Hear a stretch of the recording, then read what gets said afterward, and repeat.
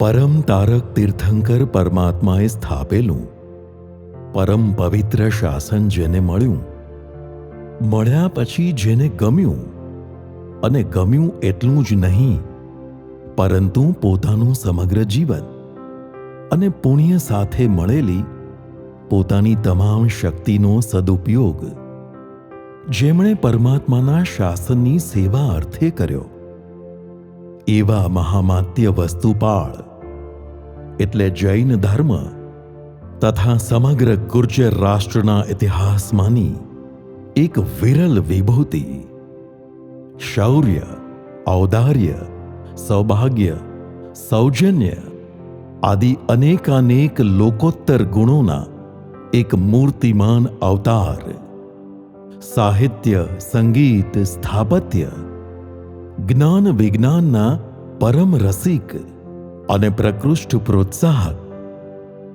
રાજનીતિ અને રાષ્ટ્ર વ્યવસ્થાના મહાન સૂત્રધાર, સંસ્કૃત ભાષામાં પરમાત્માની અનેક સ્તવના તથા કાવ્યો રચનાર એક ઉત્તમ કવિ, જેમનો જન્મ અણહિલવાડ પાટણમાં પોરવાડ વંશમાં થયો હતો.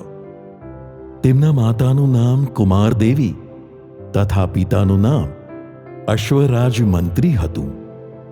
ધોળકા નગરના રાજા વીર ધવલના રાજ્યના મંત્રી પદને શોભાવનાર મંત્રીશ્વર વસ્તુપાળ દેવ, ગુરુ, ધર્મને સમર્પિત હતા.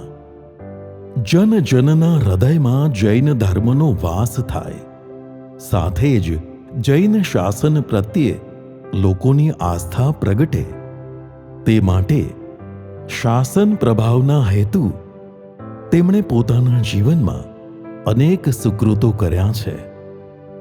તેમણે 1313 નવીન જીન ચૈત્યો બંધાવ્યા, 3300 જીર્ણ જીન મંદિરોના જીર્ણોદ્ધાર કરાવ્યા, 1,25,000 એટલે 1,25,000 જીનબિંબ ભરાવ્યા, 100 જેટલા સિદ્ધાંતાદિ પુસ્તકોના ભંડાર બનાવ્યા, સેંકડો નવા ઉપાશ્રય બનાવ્યા. મંત્રીશ્વરે પોતાના જીવનકાળ દરમિયાન 63 જેટલા યુદ્ધો કર્યા અને જ્યાં યુદ્ધ કરે ને વિજય મેળવે ત્યાં જિનાલય બંધાવીને લોકોના હૈયામાં પરમાત્માને વસાવવાનો પ્રયત્ન કર્યો. જિનેશ્વર પરમાત્માની ભક્તિ સ્વરૂપ તેમણે ધંધુકામાં 2 વિશાળ અને ભવ્ય જીન મંદિર બંધાવ્યા, જેના નામ અનુક્રમે શત્રુંજયાવતાર તથા ઉજ્જૈતાવતાર હતા. તેઓએ અનેક તીર્થો પર જિનાલયોના નિર્માણ કરાવ્યા.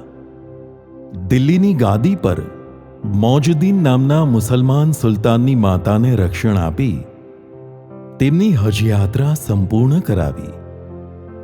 તેમની ઉત્કૃષ્ટ ભક્તિના પરિણામે તેમણે સુલતાન પાસેથી આરસની માંગણી કરી. શત્રુંજય ગિરિરાજ પર આદેશ્વર ભગવાનની નવી પ્રતિમાજીનું નિર્માણ કર્યું. 21 ગુરુ ભગવંતોને આચાર્ય પદવી અપાવી તેનો મહોત્સવ ઉજવ્યો. પ્રતિદિન 500 સાધુની ગોચરીની ભક્તિ એમના રસોડે થતી. રાજા અને પ્રજાને ખુશ કરવા મંદિરો, શિવાલયો, મસ્જિદોનું પણ નિર્માણ કરાવ્યું. 700 જેટલી દાનશાળાઓ, 750 વિશાળ બ્રહ્મશાળાઓ, 464 જેટલી નિર્મળ જળની વાવો, 100 જેટલી પાષાણની અને 300 જેટલી ઈંટોની પરબો બંધાવી કે જ્યાં શ્રાવકો જળ ગાળીને જ પીતા હતા. શ્રી સ્તંભતીર્થપુરમાં તેમણે વિવિધ રચનાવાળા 80 પાષાણના તોરણો કરાવ્યા અને મલિન વૈભવને માટે તેમણે એક તોરણ કરાવીને હજામાં એટલે કે મક્કામાં સ્થાપન કર્યું. કલિકાલ કાળ એવું બિરુદ ધરાવનાર તથા શશાંક બિંબમાં જેમનું નામ આલેખિત થયું હોય એવા મહામાત્ય વસ્તુપાળે સુકૃતના અભિલાષાપૂર્વક 12 જેટલા છરી પાલક સંઘ કાઢ્યા.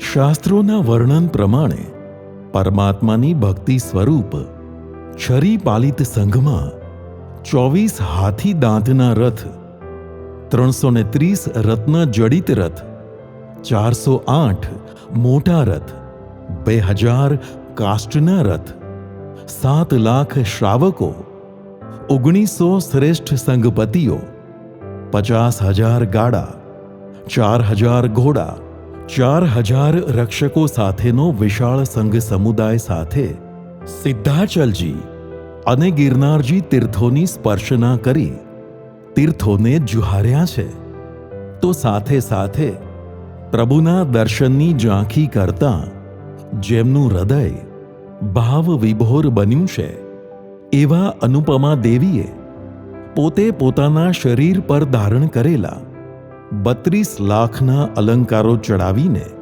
પરમાત્માની અપૂર્વ ભક્તિ કરી છે. ગુજરાત રાજ્યના કલાગુરુ શ્રી રવિશંકર રાવળ લખે છે, જૈનોનું તીર્થ પાલિતાણા, એમાં બનાવેલું વસ્તુપાલ તેજપાલ દ્વારા નિર્મિત ભૂલ ભુલૈયાના નામથી ઓળખાતું જિનાલય અત્યંત અદ્ભુત છે. કહેવાય છે લગભગ 600 વર્ષ પહેલાં મંત્રીશ્વર વસ્તુપાળે તેમના તરફથી ધર્મમાં સેવા અર્થે 40 વર્ષના કાર્યકાળમાં રૂપિયા 375 કરોડ લગભગ 4.25 અરબ જેટલી લક્ષ્મીનો સદુપયોગ કરી અનેક પાત્રોને કૃતાર્થ કર્યા, અનેક પરોપકારના કાર્યો કર્યા, અનેક તીર્થયાત્રાઓ કરી, સંસાર રૂપ કેદખાનું નિરસ્ત કરી નાખ્યું.